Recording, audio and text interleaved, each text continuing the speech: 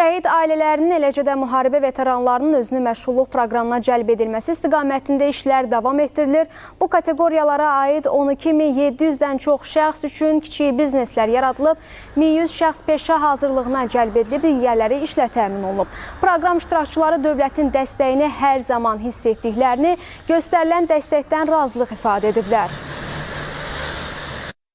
Müşahidələrimiz onu göstərir ki, proqram iştirakçıları verilmiş avadanlıqları səmərəli istifadə edirlər. Onların ailə gəlirlərinin artırılmasına dəstək göstərib, eyni zamanda sosial rifahlarının yüksəlməsinə bir faydası olub. Və biz Dövlət Məşğulluq Agentliyi olaraq bu kimi fəaliyyətləri bundan sonra da davam etdiririk. Bərbər fəaliyyətində məşğulam, Azərbaycan Respublikasının müharibə veteranıyam.